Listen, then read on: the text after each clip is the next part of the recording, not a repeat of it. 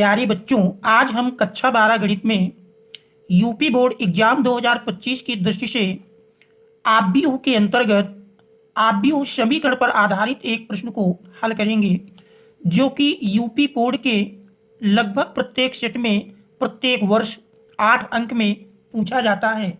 तो देखिए, दिया हुआ प्रश्न है, क्या समीकरण निकाय 3x-2y प्लस 2z बराबर 8, 2x plus Y minus Z बराबर 1 तथा 4x-3y प्लस 2z बराबर 4 को आव्यूह विधि से हल कीजिए। तो इस दिए हुए समीकरण को हमको आव्यूह विधि से हल करना है। तो सबसे पहला कार्य है, इस दिए हुए समीकरण को हम आव्यूह समीकरण ax इक्वल टू बी के रूप में लिख लेते हैं। तो दिए हुए समीकरणों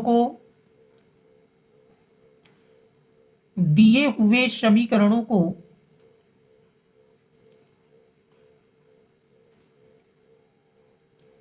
आव्यूह समीकरण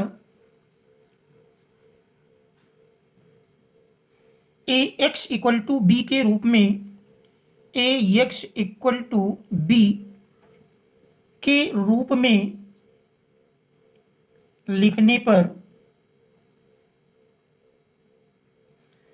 जिसमें a हमारा तीनों समीकरणों में x y z के गुणांकों से निर्मित आव्यूह होगा। देख रहे, पहले समीकरण से x y z के गुणांक लिखते हैं, तो 3 माइनस 2 2, और दूसरे समीकरण में देख रहे हैं 2 1 माइनस 1 2 1 माइनस 1, और फिर तीसरे समीकरण में देख रहे हैं 4 माइनस 3 2 4 माइनस 3 2। तो ये हमारा आव्यूह ए बन जाएगा। इसके बाद x में जो हमारे चर पद एक्स वाई जेड हैं, उनसे निर्मित आव्यूह होगा X Y Z equal to B. B में समीकरण में जो राइट हैंड साइड में अचर पद होंगे, उनसे निर्मित आव्यूह होगा। देख रहे, पहले समीकरण में 8, दूसरे में 1 और तीसरे में 4। इस प्रकार से दिए हुए समीकरणों को हम ए एक्स इक्वल टू बी के रूप में लिख लेते हैं।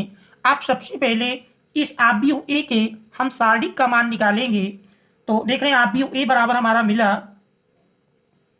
आव्यूह ए इक्वल टू देख रहे हैं 3 माइनस 2 2 2 1 माइनस 1 4 माइनस 3 2। सबसे पहले हम इसके सारणिक के मान को निकालेंगे। तो इसके लिए r1 को लेकर प्रसार कर देंगे मॉड ए। तो r1 को लेकर प्रसार करने पर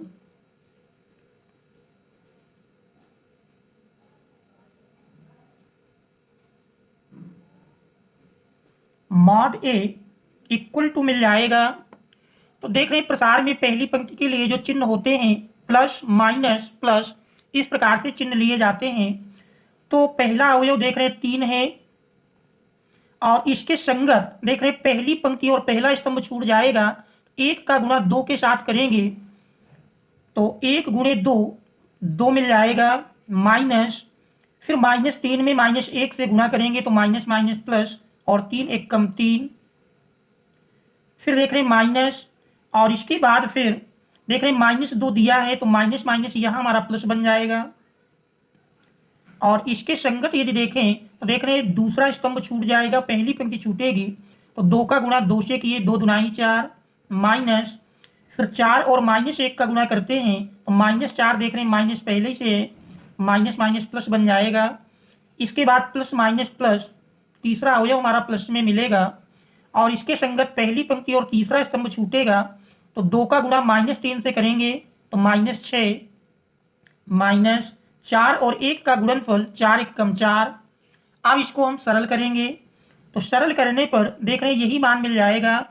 3 गुणे 2 से माइनस 3 घटाएंगे माइनस 1, माइनस 1 में 3 से गुणा कर देंगे तो माइनस 3, फिर देख रहे हैं 4 4 8, 8 में 2 से गुणा करेंगे तो 8 दुनाई 16, फिर देख रहे हैं माइनस 4 माइनस 6 मिल करके माइनस 10, और माइनस 10 में 2 से गुणा होगा तो प्लस माइनस माइनस 10 दुनाई 20। इस प्रकार से देख रहे हैं माइनस में 20 3 23 और प्लस में 16, यही बराबर हमारा मिल जाता है -23 प्लस 16, 23 से 16 घटाएंगे, देख रहे हैं चिन्ह बड़ी संख्या का, तो -7 मिल जाता है। अब इसके बाद हम ए के सह गुणनखंड से निर्मित आव्यूह का मान निकालेंगे। ए के सह गुणनखंड से निर्मित आव्यूह,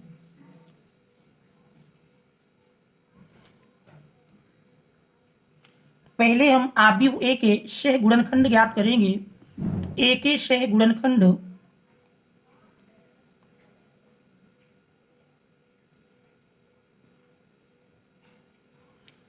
तो देख रहे हैं ए के सह गुणनखंड में A11, इसके लिए अगर हम चिन्ह देखें तो 3 गुणे 3 क्रम के आव्यूह का चिन्ह इस प्रकार होता है। देख रहे प्लस माइनस प्लस, फिर माइनस प्लस माइनस और प्लस माइनस प्लस, ये 3 गुणे 3 क्रम के आव्यूह का चिन्ह होता है। इस प्रकार से हम चिन्हों का अंकन करेंगे। तो देख रहे हैं यदि यहाँ पर A11 देख रहे हैं, इसके लिए चिन्ह प्लस लगेगा। A11 इक्वल टू प्लस, और इसके संगत अगर हम उपसारिक देखें तो देख रहे हैं पहली पंक्ति और पहला स्तंभ छूट जाएगा। एक बार हम उपसारिक के पदों में लिखते हैं तो देख रहे हैं इसका मान मिल जाएगा 1 -1, 1 -1 और -3 2। इसके बाद यदि इसको हम सरल करें तो सरल करने पर देख रहे हैं 1 और 2 का गुणनफल 2 माइनस, फिर -3 में -1 से गुणा करेंगे तो माइनस माइनस प्लस बन जाएगा, 3 1 कम 3, तो 2 - 3 बराबर देख रहे हैं -1 मिलेगा। इसके बाद A12 देख रहे हैं A12 का मान अगर लिखें A12 बराबर मिल जाएगा, दूसरा चिन्ह देख रहे हैं माइनस है, माइनस चिन्ह लेंगे, और इसके संगत अगर हम उपसारिक देखें तो पहली पंक्ति और दूसरा स्तंभ छूट जाएगा। अवयव देख रहे हैं 2 4 2 4 और -1 2। अब इनका यदि हम प्रसार कर दें तो प्रसार करने पर देख रहे हैं इसका मान मिलेगा, यही बराबर होगा -2 में 2 से गुणा करते हैं तो 2 दूनाई 4 माइनस, फिर 4 और -1 का गुणनफल -4, तो देख रहे हैं माइनस माइनस प्लस बन जाएगा। तो इस प्रकार से यही बराबर मिल जाता है, देख रहे हैं -8। इसके बाद A13 देख रहे हैं 13 में चिन्ह प्लस आता है, A13 इक्वल टू प्लस के साथ आप देख रहे हैं इसमें यदि देखेंगे तो तीसरा स्तंभ और पहली पंक्ति छूटेगी, तो 2 4 और 1 -3। अब इसको यदि हम सरल करते हैं तो सरल करने पर देख रहे हैं यही बराबर मिल जाएगा, 2 और -3 का गुणा करते हैं -6 माइनस 4 और 1 का गुणनफल 4 1 कम 4। इस प्रकार से देख रहे हैं -4 -6 मिल करके -10 आ जाता है। अब इसके बाद A12 का मान निकालेंगे तो देख रहे हैं A12 इक्वल टू मिलेगा, A12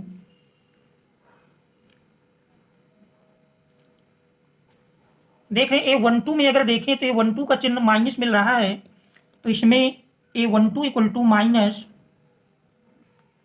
देखें A21 का मान यदि हम लिखें A21 तो 21 में देख रहे हैं चिन्ह माइनस मिलेगा, और इसके संगत पहला स्तंभ और दूसरी पंक्ति छूट जाएगी, तो देख रहे हैं इसमें अवयव मिल जाएंगे -2 2 -2 2 और फिर देख रहे हैं -3 2।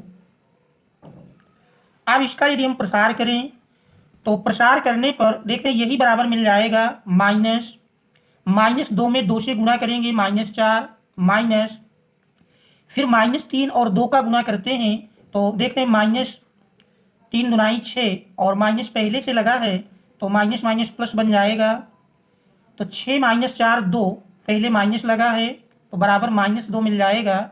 इसके बाद A22 का मान यदि लिखें तो देख रहे हैं A22 के संगत चिन्ह प्लस मिलता है, और इसके संगत यदि हम उपसारिक लिखते हैं इसके संगत देख रहे हैं उपसारिक में दूसरी पंक्ति और दूसरा स्तंभ छूटेगा, अवयव मिल जाएंगे 3 4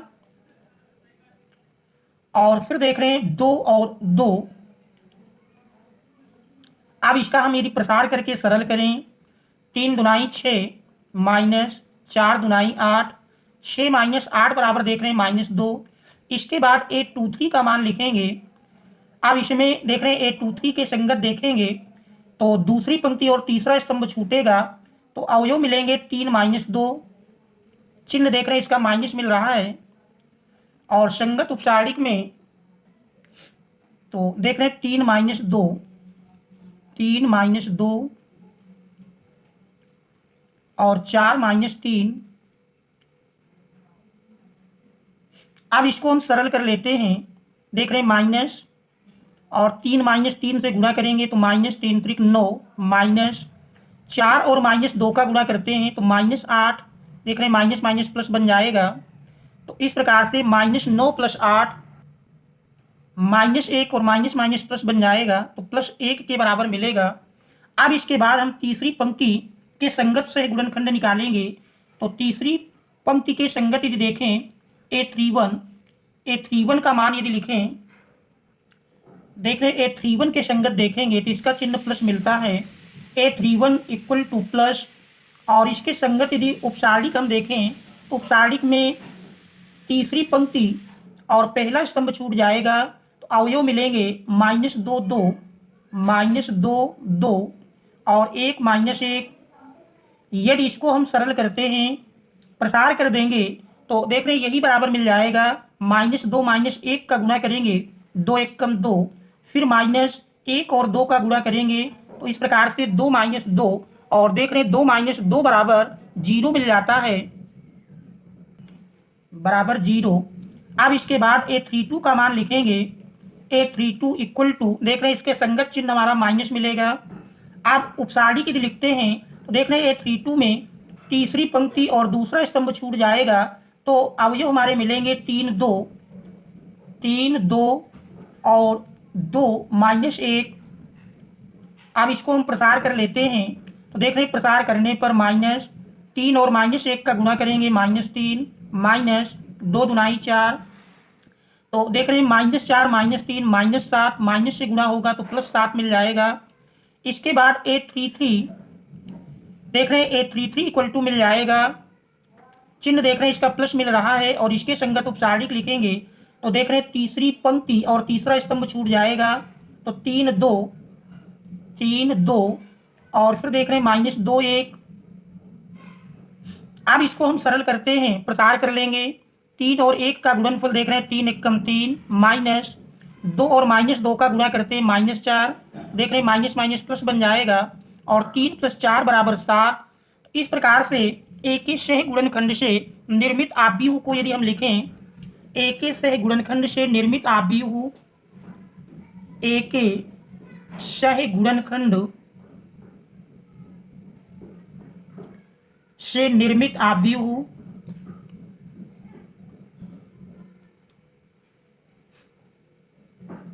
मान लीजिए आव्यूह का नाम C देते हैं तो C बराबर बन जाएगा। देख रहे हैं पहली पंक्ति में -1 -8 -10, -1 -8 -10 और दूसरी पंक्ति में देख रहे हैं -2 -2 1 -2 -2 और एक तीसरी पंक्ति में 0 7 7। अब इसके बाद हम एडजॉइंट ए का मान निकालेंगे। एडजॉइंट ए बराबर होता है ए के सह गुणनखंड से निर्मित आव्यूह का परिवर्त आव्यूह। तो हम इस निर्मित आव्यूह सी का परिवर्त आव्यूह निकालेंगे तो वही हमारा एडजॉइंट ए का मान बनेगा। तो देख रहे हैं एडजॉइंट ए बराबर सी का परिवर्त आव्यूह अर्थात सी डैश। परिवर्त आव्यूह में हम जानते हैं पंक्ति का स्तंभ में और स्तंभ का पंक्ति में रूपांतरण हो जाता है। तो पहली पंक्ति पहला स्तंभ बन जाएगी -1 -8 -10 और देख रहे हैं दूसरी पंक्ति दूसरा स्तंभ बनेगी -2 1 और तीसरी पंक्ति तीसरा स्तंभ बनेगी 0 7 7। ये हमारा एडजॉइंट ए का मान मिलता है। अब इसके बाद हम ए इनवर्स निकालेंगे। ए इनवर्स बराबर हम जानते हैं, ए इनवर्स बराबर होता है एडजॉइंट ए अपान माड ए, या कह सकते हैं 1 अपान माड ए इंटू एडजॉइंट ए। अब यहीं पर मान रख देंगे, तो देखिए यही बराबर हो जाएगा 1 मॉड ए का मान देख रहे हैं मिला है -7 के बराबर, मॉड ए -7 रख देंगे into adjoint A. Adjoint A बराबर देख रहे हैं मिला है -1 -2 0 -8 -2 7 और -10 1 7। ये हमारा एडजॉइंट ए का मान मिल जाता है, ए इनवर्स का मान मिल जाता है। अब हम दिए हुए आव्यूह समीकरण, चूंकि आव्यूह समीकरण ax इक्वल टू बी में अगर हम x बराबर लिखें तो x बराबर मिल जाएगा, ए पक्षांतर करेंगे इनवर्स के रूप में जाएगा a इनवर्स b। तो इस समीकरण में a इनवर्स और b के मान रखने पर देख रहे हैं a इनवर्स और b का मान लिखेंगे तो यही हमारा बन जाएगा x, देख रहे हैं X Y Z equal to A inverse का मान देख रहे हैं 1/-7 इंटू -1 -2 0 और -8 -2 7 -10 1 7 और देख रहे हैं b बराबर है, b का मान देख रहे हैं 8 1 4। अब इसमें हम सबसे पहले गुणन विधि से इसके गुणन का मान ज्ञात कर लेंगे। तो आप भी गुणन का फार्मूला लगा करके सबसे पहले हम गुणनफल निकालेंगे। तो देख रहे हैं गुणनफल में इसका मान मिल जाएगा,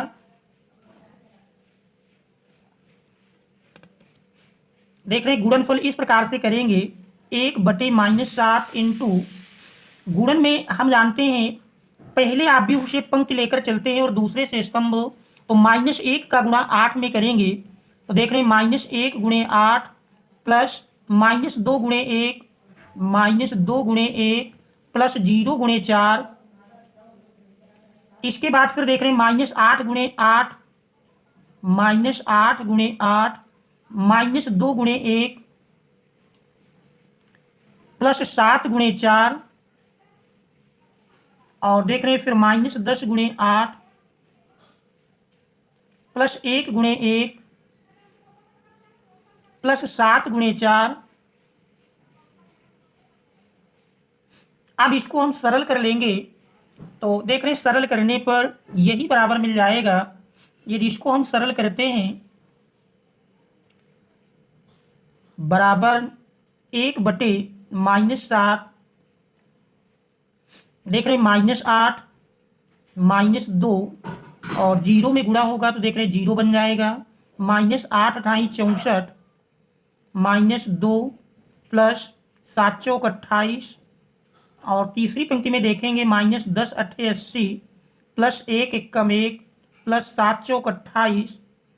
देख रहे हैं सरल करने पर बराबर मिल जाता है 1/-7 इंटू -8 -2 मिलकर के -10, फिर देख रहे हैं -64 -2 मिलकर के -66 और माइनस प्लस घट जाएंगे तो -66 से 28 घटाएंगे तो देख रहे हैं 16 से 8 घटा 8 बचा 5, 5 से 2 घटाएंगे 3 मिल जाएगा। और इसमें देख रहे हैं 28 और 1 29, 80 से 29 घटाएंगे तो देख रहे हैं 80 से 29 घटाने पर 10 से 9 घटाते हैं 1 मिल जाएगा, 1 मिला। और अब इसके बाद 7 बचता है, 7 से आप 2 घटाएंगे 5 मिल जाएगा और चिन्ह बड़ी संख्या का। अब देख रहे हैं -7 का यदि इन तीनों संख्याओं में हम आपस में गुणा कर दें तो इस प्रकार से यही मिल जाएगा XYZ इक्वल टू, देख रहे हैं इसका मान मिलेगा XYZ इक्वल टू -7 से भाग देंगे तो माइनस माइनस प्लस बन जाएगा 10/7 और दूसरा देख रहे हैं माइनस माइनस कट जाएगा 38/7 और तीसरे में देख रहे हैं माइनस माइनस कट करके 51/7। दोनों ओर से तुलना करने पर, दोनों ओर से तुलना कर लेंगे तो देख रहे हैं दोनों ओर से तुलना करने पर यही बराबर मिल जाएगा, दोनों ओर से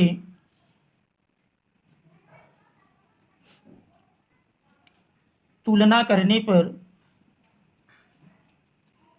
देख रहे हैं दोनों ओर से तुलना करेंगे तो तुलना करने पर x बराबर 10/7 y बराबर 38/7 और z बराबर 51/7, ये एक्स वाई जेड के मान मिल जाते हैं, तो यही हमारे इस दिए हुए समीकरण के अभीष्ट हल होंगे। तो ये हमारे इस प्रश्न का आंसर हो जाएगा।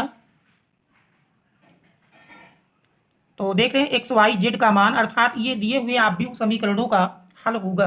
तो आव्यूह समीकरण हल करने के लिए लगभग प्रत्येक वर्ष प्रत्येक सेट में एक प्रश्न 8 अंक में पूछा जाता है। Thanks all of you for watching.